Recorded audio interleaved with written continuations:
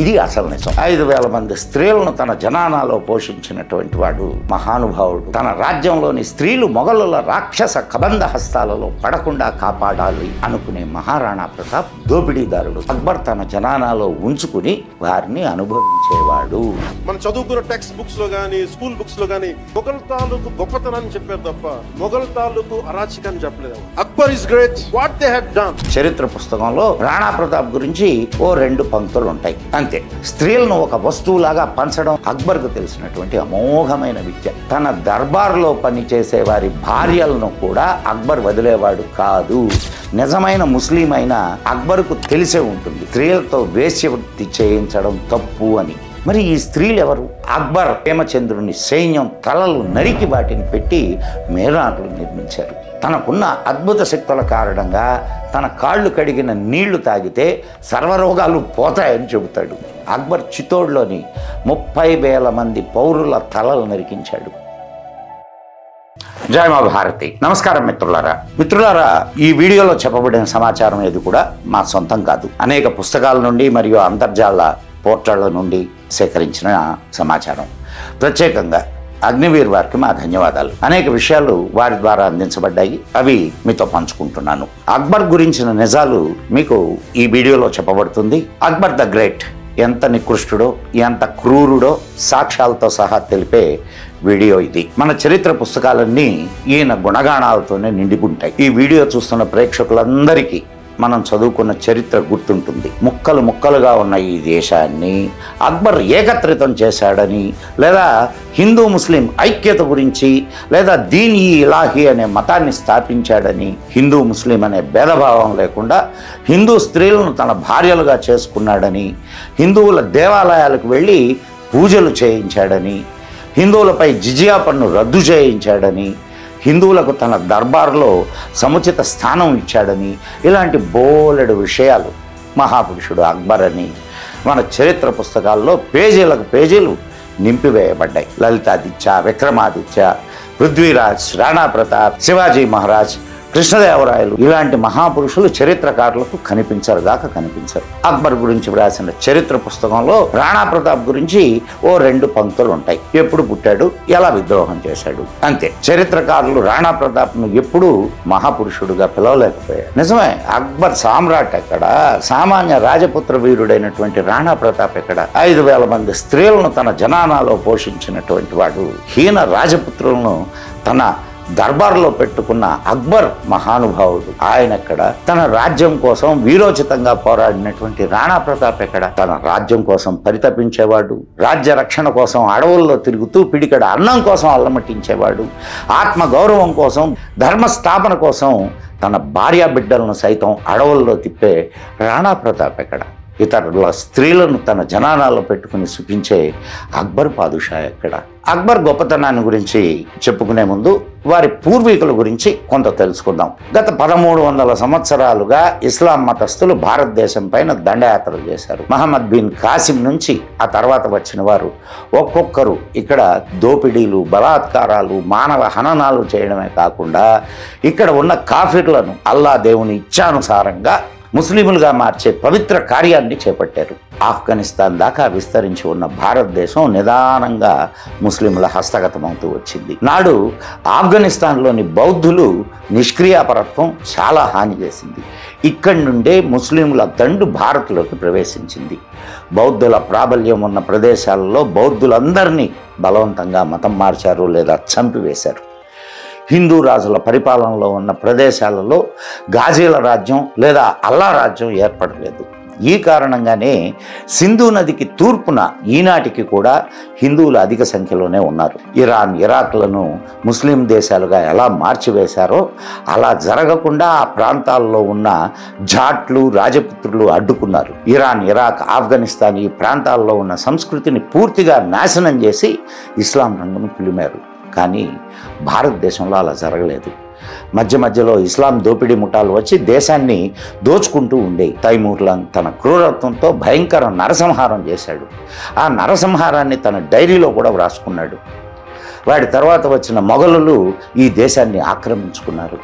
వారు ఈ దేశాన్ని ప్రేమించేవారిగా మన చరిత్రలు రాశారు. ఈ దేశభక్తులు, ప్రేమ పూజారులు అయిన మొఘలులు, తైమూర్, చెంగిస్ ఖాన్ వంశాల మధ్య జరిగిన వివాహాల ఫలితం. బాబర్, అక్బర్ తాతగారు, ఈ మహానుభావుడు తను రాజ్యం చేసే సమయంలో ఎన్నో మందిరాలను నేలమట్టం చేశాడు. ఎందరో హిందువులను మతం మార్చాడు. ఇతడు చంపిన హిందువుల శవాల గుట్టలపై మీనార్లు కట్టించాడు. తన ముందు తరాల వారు తన అడుగుజాడల్లో నడవాలని ఈ విషయాలన్నీ తన డైరీలో వ్రాసుకున్నాడు. మూర్తి పూజ ప్రపంచంలో అత్యంత నీచమైన పని, అల్లాకు ఇష్టం లేదు, అందుకని హిందువుల మందిరాలు కూలగొట్టాలి. ఇది ఈ మహానుభావుడి ఆశయం. వీరే అయోధ్యలోని రామ మందిరాన్ని కూలగొట్టించి తన పేరుతో మసీదు కట్టించాడు. ఈయన తన సమయంలో అత్యంత గొప్ప తాగుబోతు, చిన్న పిల్లలను సైతం వదలకుండా సంభోగించే నిజమైన ముస్లిం.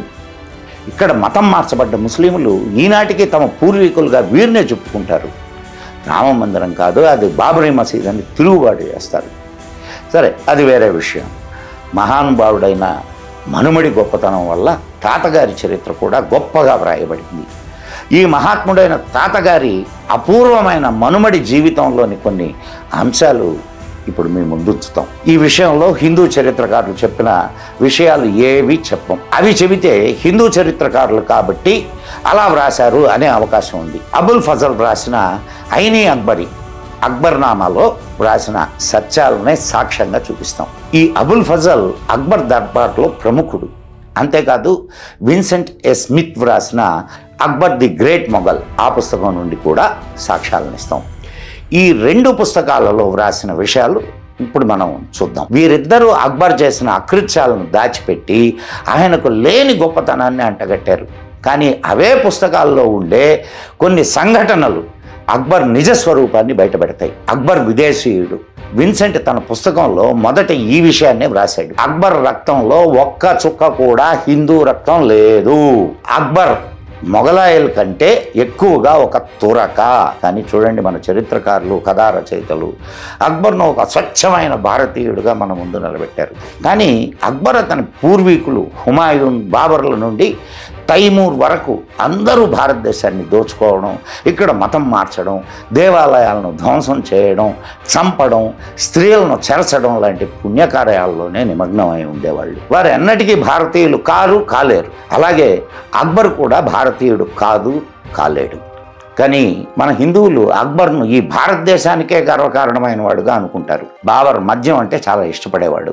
ఎక్కువ సమయం మత్తులోనే ఉండేవాడు. ఈ విషయం బాబర్ నామాల్లో వ్రాయబడింది. హుమాయూన్ అఫీమ్ ఎక్కువ తీసుకునేవాడు. అక్బర్ ఈ రెండు అలవాట్లను తాత తండ్రుల నుండి వారసత్వంగా తెచ్చుకున్నాడు. అక్బర్ ఇద్దరు కుమారులు మత్తు పదార్థాలకు బానిసలై అల్లా దగ్గరకు వెళ్ళిపోయారు. అక్బర్ చాలా సుందరాకారుడుగా మన చరిత్ర పుస్తకాలు వర్ణిస్తాయి. విన్సెంట్ పుస్తకం ప్రకారం అక్బర్ సామాన్యమైన ఎత్తు కలిగిన వాడు. అతని కుడి కాళ్ళు కాస్త పొట్టిది. అతని తల తన కుడివైపుకు వంగి ఉండేది. అతని ముక్కు పొట్టిగా ఉండి ముక్కు ఎముక బయటకు పొడుచుకు వచ్చినట్లు కనబడేది. అతన్ని చూస్తే ఎప్పుడు కోపంగా ఉన్నట్లు కనబడేవాడు. అక్బర్ జహంగీర్ను ఎప్పుడు షేకు అని పిలిచేవాడు. మత్తులో ఉన్నా, మామూలుగా ఉన్నా, అతిథులతో ఉన్నా కూడా బాగా తాగి మత్తుగా పడిపోయేవాడు. ఎక్కువగా తాగి చాలా గొడవ చేసేవాడు, పిచ్చివాళ్ళలాగా ప్రవర్తించేవాడు అని అబుల్ ఫజల్ రాస్తాడు. అక్బర్ గొప్ప విద్వాంసుడు. అక్బర్కు చదవడం రాయడం అస్సలు రాదని, కానీ చాలా గొప్ప విద్వాంసుడిలాగా డాంపిగాలు పోతాడు అని జహంగీర్ రాస్తాడు. అక్బర్ రాజైన మొదట్లో కొద్ది కాలం పరదాల వెనకే ఉండేవాడు. అక్బర్ జనానాలో 5,000 మంది ఆడవాళ్ళు ఉండేవాళ్ళు. ప్రతి వారికి ఒక్కొక్క ఇల్లు ఉండేది. వీరుగాక ఆయనకు 34 మంది భార్యలు ఉండేవాళ్ళు. అక్బర్ జనానా దగ్గర ఒక మద్యశాల ఉండేది. అక్కడ ఉండే వేశ్యల సంఖ్య లెక్కించడం కూడా సాధ్యం కాదని అబుల్ ఫజల్ తన ఐనీ అక్బరీలో వ్రాస్తాడు. దర్బారీలు వారికి కావలసిన స్త్రీలను వారు తీసుకుని పోయేవాళ్ళు. కొత్త స్త్రీని ఎవరైనా తీసుకువెళ్ళదలిస్తే ముందుగా అక్బర్ అనుమతి తీసుకోవాలి. చాలాసార్లు యువకుల మధ్య ఈ విషయాలు వివాదాలకు దారితీసేవి. ఇక్కడికి ఎంతమంది వేశ్యలు ఎలా వచ్చారు, వారు ఎవరు? మీ అందరికీ తెలుసు, ఇస్లాంలో స్త్రీలు పరదా వెనుకే ఉంటారు, బయటకు రారు. నిజమైన ముస్లిం అయిన అక్బర్కు తెలిసే ఉంటుంది. ఇస్లాం మతం ప్రకారం స్త్రీలతో వేశ్యవృత్తి చేయించడం తప్పు అని. మరి ఈ స్త్రీలు ఎవరు? ముస్లింలు దోపిడీ చేసి స్త్రీలను అల్లా పేరు మీద పంచుకునేవారు. హిందువులను చంపి వారి భార్యలను, అక్క చెల్లెళ్లను, పిల్లలను అక్బర్ జనానాకు వేశ్యలుగా చేరవేసేవాళ్ళు. ఎవరైనా దర్బారీల స్త్రీలు కానీ, ఎవరైనా రాణులు కానీ కొత్త స్త్రీలు షాహన్షా సేవకు వెళ్ళాలా అనుకుంటే ముందు వారు ఒక అభ్యర్థన పత్రాన్ని జనానా నిర్వాహకుడికి ఇవ్వవలసి ఉండేది. ఈ అభ్యర్థన జనానా అధికారులకు చేరి వారి అనుమతితో జనానాలోకి ప్రవేశం లభించేది. వారిని ఒక నెల రోజులు మాత్రమే జనానాలో ఉండనిచ్చేవారు. ఈ విషయాన్ని చాలా గొప్పగా అబుల్ ఫజల్ తన అక్బర్నామాలో వ్రాశాడు. అంటే తన దర్బార్లో పనిచేసే వారి భార్యలను కూడా అక్బర్ వదిలేవాడు కాదు అని గొప్ప కోసమైనా అబుల్ ఫజల్ నిజాన్ని చెప్పాడు. దర్బారీ స్త్రీలు తమ అభ్యర్థనను స్వయంగా ఇచ్చేవారు అని అక్బర్ను పొగడడంలో ఒక అడుగు ముందుకేసి అబ్దుల్ ఫజల్ రాస్తాడు. ఏ స్త్రీ అయినా తన భర్త ముందు అక్బర్తో పండుకోవడానికి అభ్యర్థన పత్రం ఇస్తుందా? ఈ మూర్ఖుడికి ఈ మాత్రం జ్ఞానం కూడా లేదు. అసలు నిజం ఏమిటంటే తన దర్బారీయుల భార్యలను సైతం వదలకుండా అక్బర్ తన జనానాలో ఉంచుకుని వారిని అనుభవించేవాడు. ఇది అసలు నిజం. రణసంబోర్ సంధి విషయంలో అక్బర్ మహాత్ముడి మొదటి షరత్తు రాజపుత్రుల భార్యలను అక్బర్ జనానాకి పంపించాలి. ఇది మొదటి షరత్తు. బైరం ఖాన్ అక్బర్ తండ్రి లాంటివాడు. అంతేకాకుండా అక్బర్ సంరక్షకుడు. అతన్ని హత్య చేయించి తనకు తల్లి లాంటి బైరం ఖాన్ భార్యను పెళ్లి చేసుకున్నాడు. అక్బర్ తన ఉంపుడు గత్తెలను తన దర్బారీలకు పంచేవాడని విన్సెంట్ స్మిత్ రాస్తాడు. స్త్రీలను ఒక వస్తువులాగా పంచడం లేదా కొనడం అనేది అక్బర్కు తెలిసినటువంటి అమోఘమైన విద్య. నూతన సంవత్సరపు ప్రథమ దినం రోజు సాయంత్రం పూట మీనా బజార్ నడిచేది. రాజ్యంలో ఉన్న అందరి స్త్రీలను ఈ బజారుకు అలంకరించుకురమ్మని ఆదేశాలు జారీ చేయబడేవి. వారి నుండి అక్బర్ తనకు నచ్చిన వారిని ఎంచుకునేవాడు. సత్యవంతుడైన అక్బర్ మహాశయుడు 6-11-1569లో 14 సంవత్సరాల వయస్సులో అక్బర్ పానిపట్టు యుద్ధంలో పాల్పంచుకున్నాడు. హిందూ రాజు హేముగా ప్రసిద్ధుడు. ఆయన సైన్యం మొఘలుల సైన్యాన్ని ముప్పు తిప్పలు పెడుతూ ఉండేవి. ఉన్నట్టుండి హేము కంట్లో బాణం గుచ్చుకుంది. ఆయన అక్కడే మూర్ఛిల్లాడు. ఆయన చనిపోయాడని ఆయన సైన్యం పారిపోయింది. మూర్ఛలో ఉన్నటువంటి హేమును అక్బర్ ముందుకు తీసుకువచ్చారు. అక్బర్ చాలా వీరత్వంతో హేము తల నరికేశాడు. అక్బర్ను గాజీ అనే బిరుదుతో పిలవడం మొదలెట్టారు. గాజీ అనే బిరుదు ఇస్లాంలో కాఫిర్లు అంటే అన్యమతస్థులను చంపిన వారికి ఇచ్చేది. అటువంటి గాజీకి స్వర్గం ఇవ్వబడుతుంది అని ఖురాన్ చెబుతుంది. ఇక్కడ అందమైన 72 మంది స్త్రీలను వారికి ఇస్తారని కూడా నమ్మకం. హేము శిరస్సు కాబూల్ పంపించబడింది. కాబోయే చక్రవర్తి దయాద్ర హృదయం అందరికీ తెలియడానికి హేము శరీరం ఢిల్లీ కోట గుమ్మానికి వేలాడదీయబడింది. తరువాత అక్బర్ సైన్యం ఢిల్లీ చేరి వారి గెలుపుకు చిహ్నంగా హేమచంద్రుని సైన్యం తలలు నరికి వాటిని పెట్టి మేరాట్లు నిర్మించారు. అక్బరే కాదు, అక్బర్ పూర్వీకులు కూడా ఇదే విధానాన్ని అనుసరించేవాళ్ళు.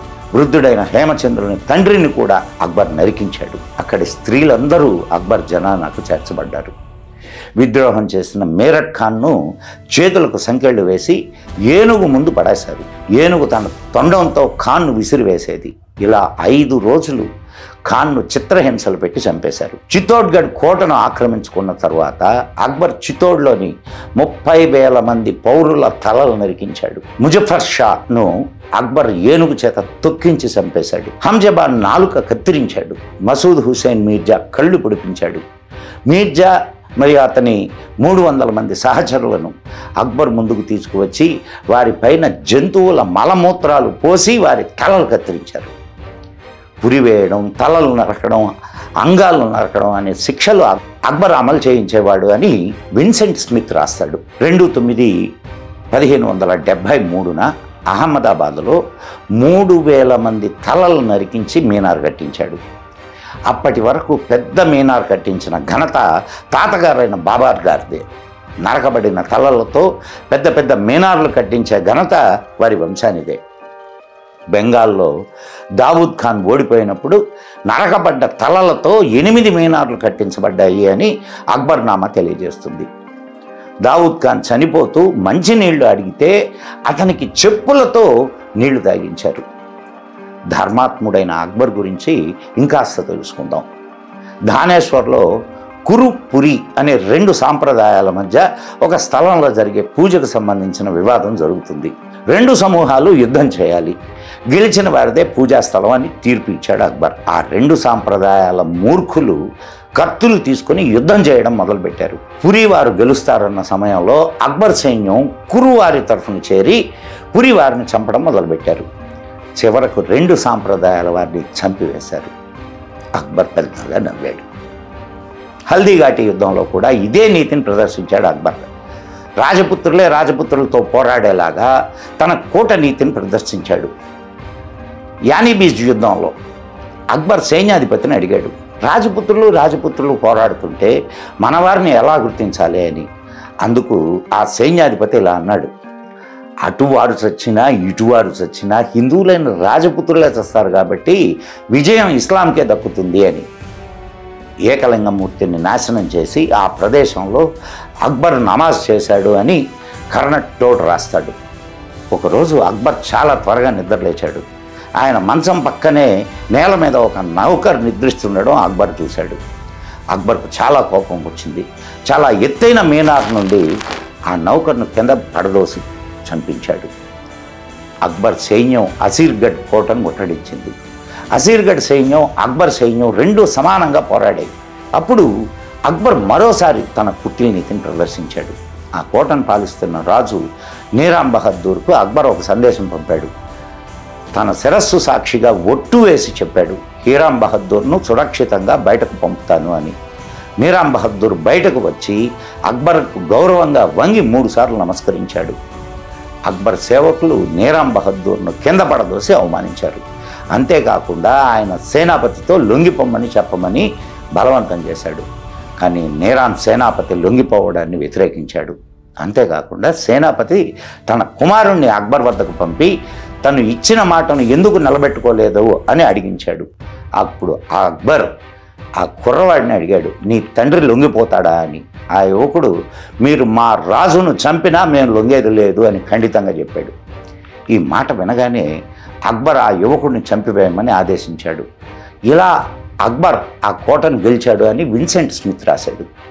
ఇక్కడ మనం గమనించాల్సిన విషయం ఒకటి ఉంది. అక్బర్ తర్వాతి కాలంలో చాలా మారిపోయాడు అని చాలామంది చెబుతూ ఉంటారు.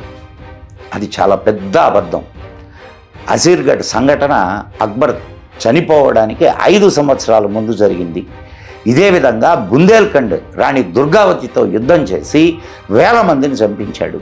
చిత్తోడ్గఢ్ అనే చిన్న రాజ్యాన్ని గెలవడం అనేది అక్బర్కు అవసరం కాదు. అది అక్బర్ అహాన్ని తృప్తిపరచుకోవడమే అని అక్బర్ను సమర్థించే చరిత్రకారుడు విన్సెంట్ స్మిత్ వ్రాస్తాడు. సమస్తాన్ని దోచుకోవాలనుకునే అక్బర్ గొప్పవాడు. తన రాజ్యం, తన ప్రజలు, రాజపుత్రుల గౌరవం, తన రాజ్యంలోని స్త్రీలు మొఘలుల రాక్షస కబంధ హస్తాలలో పడకుండా కాపాడాలి అనుకునే మహారాణా ప్రతాప్ దోపిడీదారుడుగా అక్బర్ను ప్రేమించే చరిత్రకారులు చిత్రీకరించారు. అక్బర్ను దేశ నిర్మాతగా, మహారాణాను దోపిడీదారుడుగా చిత్రించారు. అక్బర్ ఇస్లాం కోరిన దానిని సాకారం చేయడానికి ప్రయత్నించాడు అని భారతదేశంలోని ముస్లింలను చరిత్రకారులు తప్పుతోవ పట్టిస్తుంటారు. 36 పెళ్లిళ్ళు చేసుకోవడం, ఇతరులను అణిచివేయడం, మద్యం తాగడం, మోసం చేయడం మొదలైనవన్నీ ఖురాన్కు విరుద్ధం. ఇవన్నీ చేస్తూ కూడా ఇస్లాంను తనతోనే కట్టి ఉంచుకున్నాడు. కారణం తన రాజకీయ జీవితం కోసం. హాస్యాస్పదమైనటువంటి విషయం ఏమిటంటే, వందే మాతరం అనడానికే ఇష్టపడని ముల్లా మౌల్వీలు అక్బర్ చేసే అకృత్యాలను చాలా గొప్పగా చెప్పుకోవడం. బాబర్, అక్బర్ వంటి మత్తు పదార్థాలను సేవించేవారు, స్వలింగ సంపర్కానికి పాల్పడేవాళ్ళు ముస్లింలే కాదని ఒక్కడు కూడా ఒక్క ఫత్వా జారీ చేయలేదు. వీళ్ళ పేరుతో ఉన్న మసీదులు హరామని చెప్పలేదు. తనకు అభివాదం చేసేవారిని తన ముందు నిలబడి అల్లాహు అక్బర్ అని అనమనేవాడు. తనకు చాలా మహత్తరమైన శక్తులు ఉన్నాయని తన కాళ్ళు కడిగిన నీళ్లను తన దర్బారీయుల చేత తాగించేవాడు. తాను సర్వజ్ఞుణ్ణి అని, అన్నీ తనకు తెలుసని అందరి ముందు డంబాలు పోయేవాడని అబ్దుల్ ఫజల్ రాస్తాడు. ఇతని కుమారుడు జహంగీర్ కూడా అలానే రాశాడు. అక్బర్ దీన్ ఈ ఇలాహి అనే మతాన్ని స్థాపించడంలో ఉద్దేశం తాను చాలా గొప్పవాడినని చెప్పుకునేందుకే. అతని భజన పరులు తను చేసిన ఈ ధూర్తత్వాన్ని కూడా ఆయన గొప్పతనంగా, ఆయన ఉదారవాదానికి చిహ్నంగా చెప్పుకున్నారు. అక్బర్ చాలా సమ్మోహనంగా మాట్లాడతాడు. ఎంత చక్కగా మాట్లాడతాడో అంత క్రూరత్వాన్ని కూడా చూపిస్తాడు అని విన్సెంట్ స్మిత్ అక్బర్ని పొగుడతాడు. తనకున్న అద్భుత శక్తుల కారణంగా తన కాళ్ళు కడిగిన నీళ్లు తాగితే సర్వరోగాలు పోతాయని చెబుతాడు. హదీస్లో మహమ్మద్ గారి గురించి కూడా ఇటువంటి విషయాలు రాసున్నారు. అక్బర్ కాళ్ళు కడిగిన నీళ్లు తీసుకోవడానికి ప్రజల గుంపును తయారు చేసేవాళ్ళు ఉండేవాళ్ళు. ఆయన దర్బారీయులకు వారు కాళ్ళు కడిగిన నీళ్లు తాగక తప్పేది కాదు.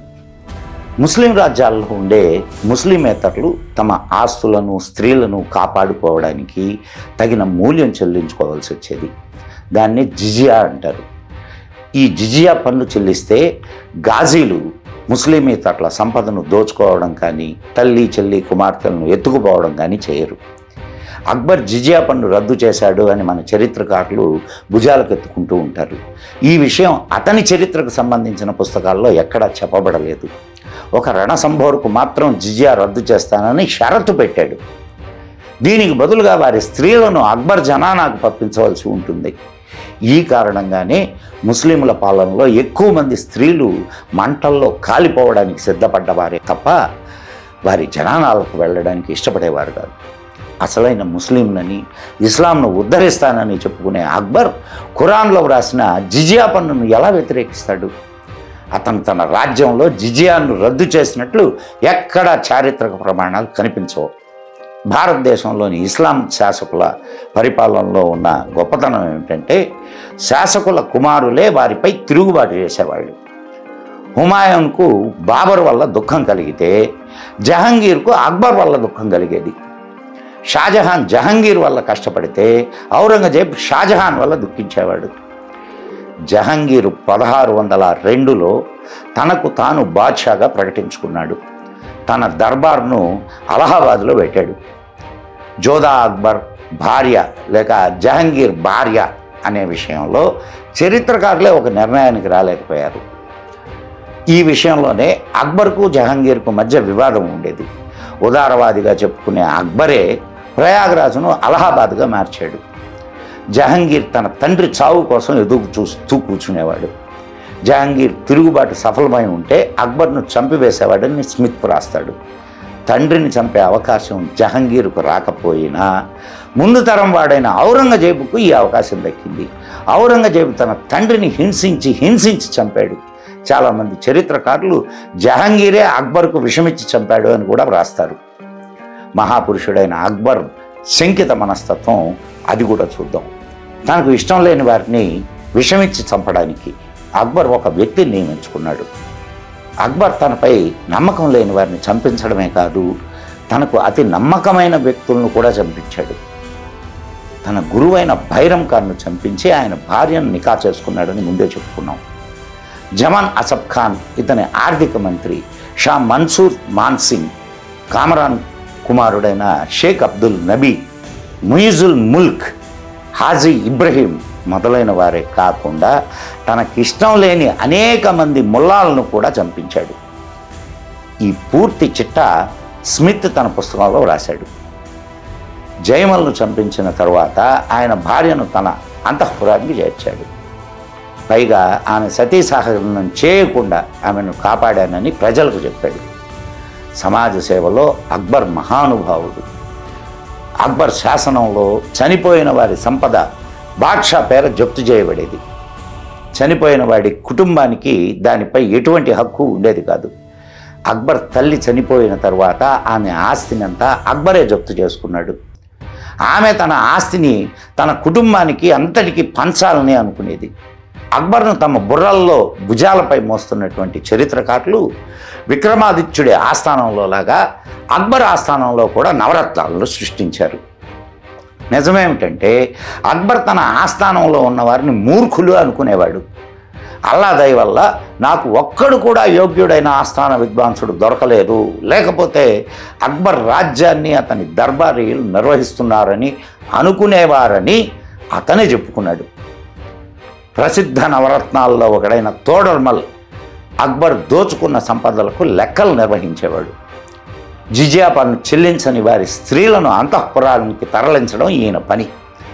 నవరత్నాల్లోని అబుల్ ఫజల్ అక్బర్ను పొగడమే తన జీవితంగా పెట్టుకున్నటువంటి వాడు. ఆ తర్వాతి కాలంలో జహంగీర్ ఇతన్ని చంపించి వేశాడు. ఫైజీ అనే మరో రత్నం నిజానికి ఒక సాధారణమైన కవి. ఆయన కలం అక్బర్ను ఆనందింపజేయడానికే నడిచేది. కొంతమంది చరిత్రకారులు అతన్ని ఆ కాలంలో చాలా గొప్ప కవిగా కీర్తించారు. విశేషం ఏమిటంటే ఒక చదువురాని కవి బాద్షా దయకు పాత్రుడైనాడు. వారిలో తెలివిగలవాడని పేరు తెచ్చుకున్నటువంటి కవి బీర్బల్ ఒక యుద్ధంలో చాలా అవమానకరంగా మరణించాడు. అక్బర్ బీర్బల్లపై మనస్సును రంజింపజేసే అనేక కథలు ప్రచారంలో ఉన్నాయి. వాస్తవానికి అవన్నీ కల్పిత కథలు. అటువంటి కథలు దక్షిణాదిన తెనాలి రామకృష్ణుడి కథలను అనుసరించి సృష్టించారు. మరో రత్నం షా మంజూర్, ఈయన్ను అక్బర్ ఆదేశానుసారం అబుల్ ఫజల్ చంపించి వేశాడు. ఇక మరో రత్నం మాన్సింగ్, మన దేశంలో జన్మించినటువంటి నీచుడు. అతడు తన సోదరిని జహంగీర్కి ఇచ్చాడు. ఆ తర్వాత కాలంలో మాన్సింగ్ మనవరాల్ని కూడా జహంగీర్ తన అంతఃపురానికి లాక్కున్నాడు. అక్బర్ నమ్మకస్తుడు అనుకున్న మాన్సింగ్ విషమిచ్చి చంపించాడు. మాన్సింగ్ తండ్రి భగవాన్ దాస్ ఆత్మహత్య చేసుకున్నాడు. ఈ నవరత్నాల భార్యలు కూతుర్లను అక్బర్ అంతఃపురానికి పంపక తప్పేది కాదు. అక్బర్ దయ తమపై ఉండాలి అంటే ఇది తప్పనిసరి. అంతేకాకుండా అక్బర్ కాళ్ళు కడిగిన నీళ్లు కూడా వీళ్ళు తాగవలసి వచ్చేది. మహారత్నం తోడర్మల్ అక్బర్కు అత్యంత నమ్మకస్తుడైనటువంటి గులాం. ఆయన ఈ తోడర్మల్ పూజామూర్తులను అక్బర్ ధ్వంసం చేయించాడు. ఆ దుఃఖంతో తోడర్మల్ అక్బర్ దగ్గర సేవకు స్వస్తి చెప్పి కాశీ వెళ్ళిపోయాడు. అక్బర్ ఒక క్రిస్టియన్ ఫాదర్కు ఒక రష్యా కుటుంబాన్ని బానిసగా కానిపించాడు. అక్బర్కు బానిసలు ఉండేవాళ్ళు, వారిని వస్తువుల్లాగా ఇచ్చి పుచ్చుకుంటుండేవాడు అని ఈ సంఘటన వల్ల విసిద్ధమవుతుంది. కాందహార్లో ఒకేసారి చాలామందిని బానిసలుగా చేసుకున్నాడు. 1581, 1582 ప్రాంతంలో వారు అక్బర్ ఇచ్చిన ఒక ఆదేశాన్ని వ్యతిరేకించారు. ఈ బానిసలందరినీ బజార్లో అమ్మి గుర్రాలు కొన్నాడు. అక్బర్ బయటకు వెళ్ళినప్పుడు అంతఃపురంలోని స్త్రీలను బంగారు పంజరాల్లో అంటే జైళ్లలో బంధించేవాళ్ళు. ఇస్లాం ప్రకారం యుద్ధంలో పట్టుబడ్డవారు వారి కుటుంబం బానిసలుగా చేయబడేవాళ్ళు. వారిని వీరి కోరిక తీర్చుకునేందుకు కూడా ఉపయోగించుకునేవారు. అల్లా ఖురాన్లో ఈ వ్యవస్థను వీరికిచ్చాడు. అక్బర్ కొత్త కొత్త పద్ధతుల్లో బానిసలను తయారు చేసుకునేవాడు. అక్బర్ మనుషులు ఏదైనా గుర్రం తలపైన పూలు పెట్టేవాళ్ళు. ఆ గుర్రం యజమానులకు 2 మార్గాలు సూచించేవారు. ఒకటి తన గుర్రాన్ని మరిచిపోవడం, లేదా రెండవది అక్బర్కు బానిసలు కావడం. అక్బర్ మరణించినప్పుడు ఆయన ఒక్క ఆగ్రా కోటలోనే 2 కోట్ల అషరఫియాలు ఉన్నాయి. ఇలాంటి ఖజానాలు అనేక ప్రదేశాల్లో ఉండేవి. అయినా 1595లో వచ్చిన భయంకరమైన కరువు సమయంలో వీడు ఒక్క నాణ్యం కూడా బయటకు దిగలేదు. ప్రయాగరాజ్లోని గంగా తీరంలో నివసించే జనాభానంతటిని చంపించి వేశాడు అక్బర్. అక్కడ ఉన్న కట్టడాలన్నింటినీ నేలకూల్చాడు. అక్బర్ దాడి సమయంలో భయపడి ఇళ్లలో దాక్కున్న వారిని కూడా వదలకూడదు అనే ఉద్దేశంతో ఈ కూల్చివేతలు జరిగాయి. ఈ కారణంగానే ప్రయాగలోని గంగా తీరంలో పురాతన కట్టడం ఒక్కటి కూడా కనిపించదు. ఫతేపూర్ సిక్రీ అక్బర్ నిర్మించాడనేది శుద్ధ అబద్ధం. ఫతేపూర్ సిక్రీపై దాడి చేసి దానిని వశం చేసుకుని దానిని నేనే నిర్మించాను అని ప్రచారం చేసుకున్నాడు. ఈయన మనుమడు షాజహాన్ కూడా తాజ్మహల్ తానే నిర్మించానని డప్పు వేయించుకున్నాడు. ఇటువంటి ధూర్తుడైన చక్రవర్తిని, మహాక్రూరుండి, స్త్రీలోలుండి మన పరాన్న బుక్కులైనటువంటి చరిత్రకారులు, చిత్ర నిర్మాతలు, కథాకారులు మహానుభావుడిగా చిత్రించడం వెనుక ఉన్నటువంటి కుట్రను మీరు అర్థం చేసుకుంటారు అనుకుంటాను. ఈ పరాన్న జీవులు ఒకరిని మించిన దేశద్రోహులు మరొకరు. వారికి మన దేశంపై దండెత్తి వచ్చి మన సంపదను, స్త్రీలను దోచుకున్న దోపిడీ దొంగలు వీరికి మహానుభావులుగా కనిపిస్తారు. ఈ దేశపు వీరులు వీర నారీమణులు వీళ్ళ కళ్ళకు అస్సలు కనిపించరు. నాడే కాదు నేడు కూడా దోపిడీ దొంగలు హిందువులను మరో రకంగా మోసం చేసి దోచుకుంటున్నారు. మిత్రులారా, మరో మంచి వీడియోతో మీ ముందుకు వస్తాను. అప్పటి వరకు సెలవు. మరి ఈ వీడియో మీకు నచ్చినట్లయితే మన మదన్ గుప్తా ఛానల్ను వెంటనే సబ్స్క్రైబ్ చేయండి. సబ్స్క్రైబ్ చేయకపోతే లైక్ చేయండి, షేర్ చేయండి, బెల్ ఐకాన్ నొక్కండి. మీ మిత్రులకు కూడా ది మదన్ గుప్తా ఛానల్ను పరిచయం చేయండి. మిత్రులారా, మీరు మాకు ఏదైనా సహాయ రాశిని అందించాలి అని అనుకుంటే ఈ వీడియోలో ఇచ్చినటువంటి అకౌంట్కు మీరు ధనరాశిని పంపించవచ్చు, లేదా క్యూఆర్ కోడ్ని స్కాన్ చేసి కూడా ధనరాశిని అందించవచ్చు. జై హింద్, జై మా భారతి. నమస్కారం మిత్రులారా, మీ మదన్ గుప్తా.